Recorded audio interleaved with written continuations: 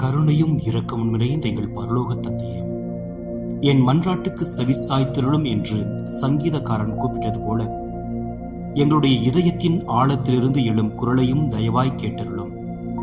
இன்றைய நாள் எங்களுக்கு கொடுத்த வாழ்வுக்கும் உழைப்புக்கும் உணவுக்கும் பாதுகாப்புக்கும் நன்றி செலுத்துகின்றோம்.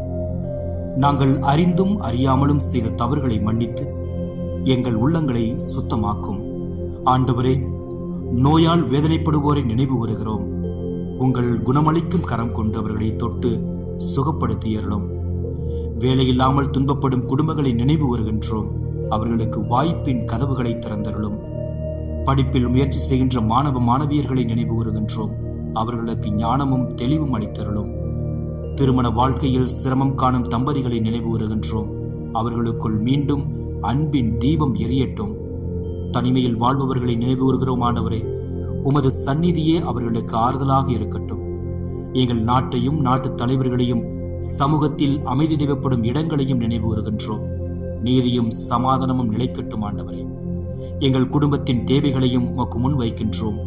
உடல் நலம், மன அமைதி, பொருளாதார நிலைத்தன்மை, ஒருவரை ஒருவர் புரிந்து கொள்ளும் மனம், மன்னிக்கும் இதயம், நன்றியுள்ள வாழ்க்கை என்று அனைத்தையும் நீர் தந்தருளும். ஆண்டவரே, இன்றிரவு எங்கள் வீடு உமது சமாதானத்தால் நிரம்பட்டும்.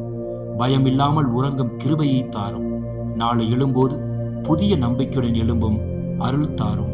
எங்கள் மன்றாட்டை கவனமாய் கேட்கின்ற தேவனே, எங்கள் விண்ணப்பங்களுக்கு உமது சித்தத்தின்படி பதிலளித்தருளும். இவற்றையெல்லாம் எங்கள் ஆண்டவர் மீட்பருமான இயேசு கிறிஸ்துவின் இனிய நாமத்தில் ஜெபிக்கின்றோம். எங்கள் ஜெபம் கேளும் நல்ல பிதாவே. ஆமென்.